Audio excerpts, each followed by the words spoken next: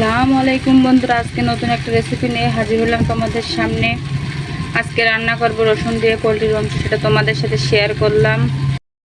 রান্নাটা করতে প্রথমে এখানে 1 কেজি মতো পোলট্রি মুরগির মাংস নিয়েছি। তারপর নিয়ে নিয়েছি দেখুন বড় সাইজের 3 টুকরা লেবুর রসটা দিয়ে দেব।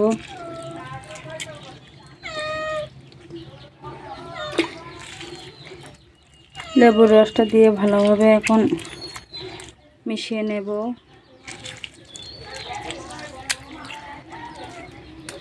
এখন ম্যারিনেট করে আমি কিছুক্ষণের জন্য রেখে দেব, প্রায় 10 মিনিটের মতো রেখে দেব।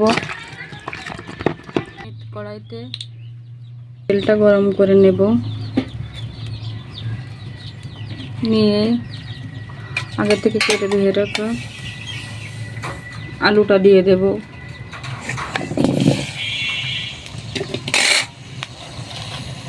দিয়ে দেবো অল্প একটু লবণ, আর দিয়ে দেব একটুখানি হলুদের গুঁড়া। দিয়ে আলুটা লাল লাল করে ভেজে নেব।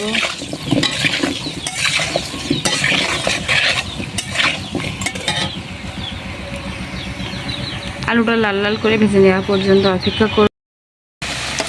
আলুটা কিছুটা লাল লাল হয়ে গিয়েছে, এখন দিয়ে দেব কিছু গোটা রসুন, দিয়ে একটু ভেজে নেব। এটা লাল লাল করে ভেজে নামিয়ে নেব। আলুটা লাল লাল করে ভেজে তুলে নিয়েছি। এখন ওই একই কড়াইতে দিয়ে দেব তেল, পরিমাণ মতো তেল দিয়ে দিয়েছি। দিয়ে আগে থেকে কুচিয়ে রাখা পেঁয়াজ ও রসুন দিয়ে দেব। দিয়ে এটা ভালোভাবে লাল লাল করে ভেজে নেব। এটা লাল লাল করে ভেজে নিয়েছি। এখন দিয়ে দেব কিছু গোটা মশলা, এই যে দিয়ে দেব এখানে তেজপাতা, এলাচ, লবঙ্গ ও দারুচিনি। দিয়ে মশলাটা আরও একটু ভেজে নেব লাল লাল করে।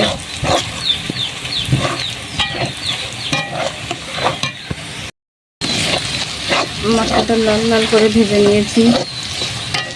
এখন দিয়ে দেব বাটা মশলা, দিয়ে দেব শুকনো ঝাল বাটা, পরিমাণ মতো দিয়ে দেব শুকনো ঝাল।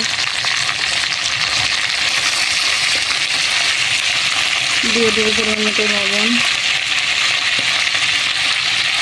এবং হলুদের গুঁড়ো।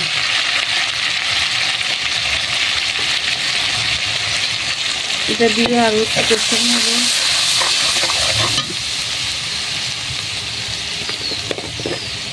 আর দিয়ে দেবো অল্প একটু গরম মশলার গুঁড়া ও ধনিয়া গুঁড়া। দিয়ে এটা ভালোভাবে কষিয়ে নেব। আর এদিকে আগে থেকে ম্যারিনেট করা মাংসটা এখন ধুয়ে নেব।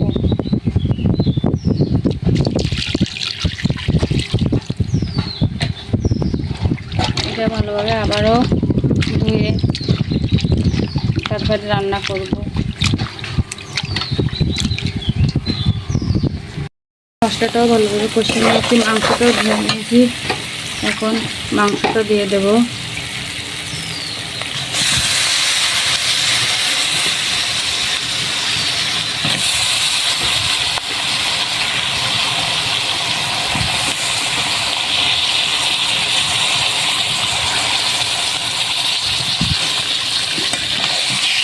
দিয়ে একটু কষিয়ে নেব।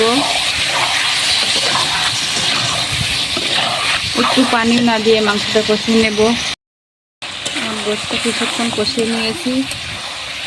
এখন দিয়ে দেবো আগে থেকে ভেজে রাখা রসুন ও আলুগুলো, দিয়ে আরও একটু কষিয়ে নেব।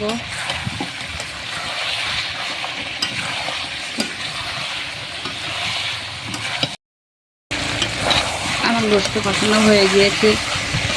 এখন ঝোলের জন্য পরিমাণ মতো পানি দিয়ে দেব।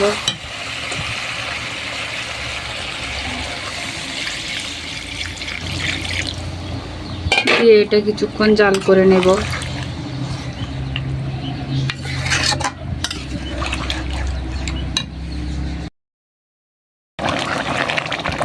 আমার গোশটা হয়ে এসেছে, এখন নামিয়ে ফেলবো। তার আগে দিয়ে দেবো একটু গরম মশলার গুঁড়া। এটা কিন্তু ভাজা গরম মশলার গুঁড়া দিয়ে দিয়েছি, দিয়ে আর একটু কিছুক্ষণ জাল করে নামিয়ে নেব।